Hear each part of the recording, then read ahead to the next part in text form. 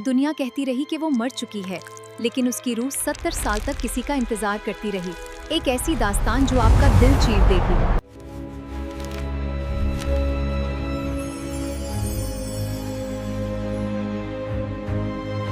शेषम नगर की एक पुरानी हवेली में शहजादी मेहरुन्निसा रहती थी, जिसकी ज़ुल्फ़ें फर्श तक पहुंचती थीं। उसके बालों में हमेशा ताज़ा चंबेली के फूल लगे रहते थे, जिनकी खुशबू पूरी हवेली में महकती थी। इसके वालिद नवाब साहब ने उसकी शादी एक अमीर वजीर के बेटे प्रिंस इरसलान से तय कर दी थी। मेरे फैसले को कबूल करो। लेकिन शादी से पहले की रात एक पुरअसरार ताकत हवेली में दाखिल होती है और शहजादी की किस्मत पर गहरा असर छोड़ जाती है। ये असर था कि 16वें साल का केक काटते ही मेहरुन्निसा गहरी और पुरसकून नींद में जा चुकी है। एक ऐसी नींद जो उसकी जिंदगी का रुख बदल देती है। जादूगरनी अपनी बेटी की शादी इरसलान से करवाना चाहती थी, इसलिए उसने मेहरुन्निसा को रास्ते का पत्थर समझा। नवाब साहब ने हवेली के चारों तरफ कांटे बिछा दिए और शहजादी को महफूज कमरे में बंद कर दिया। 16 साल गुजर गए। मेहरुन्निसा एक छोटी सी खिड़की से चांद की रोशनी देखकर दिन गुजारती थी। मेहरुन्निसा की 16वें सालगिरह आई। उसने केक काटने के लिए छुरी उठाई और खौफ ने उसे घेर लिया। जैसे ही केक कटा, नींद का जादू उस पर छा गया और वो सीधी फर्श पर गिर गई। इसका गुलाबी लहंगा फर्श पर ऐसे फैल गया जैसे कोई फूल खुल गया हो। पूरी हवेली खामोश हो गई। नौकर चाकर सब अपनी जगह जुम गए। जिंदगी रुक गई और हवेली की पुरानी घड़ी ने टिक टिक करना बंद कर दिया। 70 साल गुजर गए।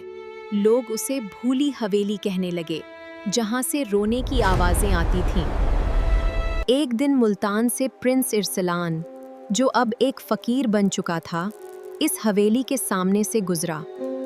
इरसलान ने कांटे देखे तो सोचा कि शायद इन कांटों के पीछे कोई गहरा राज छुपा हो। उसने अपनी जंजीर वाली कमीज की परवाह नहीं की और कांटों में से गुजरते हुए अंदर गया। हवेली के अंदर कदम रखते ही उसने हर चीज को एक गहरी खामोशी में डूबा हुआ पाया। उसकी नज़र उस पुरानी सीढ़ी पर पड़ी जो सीधा शहजादी के महफूज कमरे की तरफ जाती थी। वहां उसने देखा एक खूबसूरत शहजादी फर्श पर सो रही है, जैसे कोई ख्वाब जिंदा हो गया हो।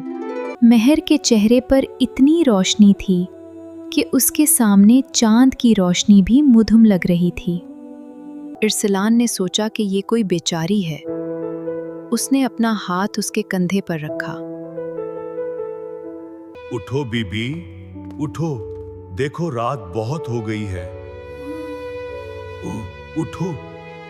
जैसे ही उनकी नजरें मिले, महर की आंखें खुल गईं और पूरी हवेली जाग उठी। एक लम्हे में पूरी हवेली रोशनी से भर गई और शेषम के भारी दरवाजे खुद ब खुद खुल गए। नौकर चाकर जिंदा हो गए और बरसों बाद हवेली में फिर से जिंदगी लौट आई। हवेली के दरो दीवार एक बार फिर सूफी कवाली की आवाज से गूंजने लगे। तुमने मुझे जुगाया तो है, लेकिन मैं तुम्हें पहचानती नहीं। हाँ। मेरी रूह ने तुम्हें तब ही पहचान लिया था जब तुम्हारी तस्वीर देखी थी। हवेली के बाहर बूढ़ी जहां आरा खड़ी रो रही थी। उसका जादू और गरूर मट्टी में मिल चुका था। मैं हार नहीं मानूंगी और मैं जरूर जीतूंगी। हवेली के दरो दीवार काले जादू के लपेट में आने लगे, जैसे वक्त दोबारा रुकने वाला हो। अरसलान महर के सामने ढाल बनकर खड़ा हो गया। उसके चेहरे पर खौफ का एक साया भी ना था। अरसलान ने जब दुआ पढ़ी तो उसकी लकड़ी की तस्बीह से निकलने वाला नूर अंधेरे को चीरने लगा। ये मुकाबला जादू और रूह का था, जहां आरा की बेटी की हसरत मिट्टी में मिलने लगी।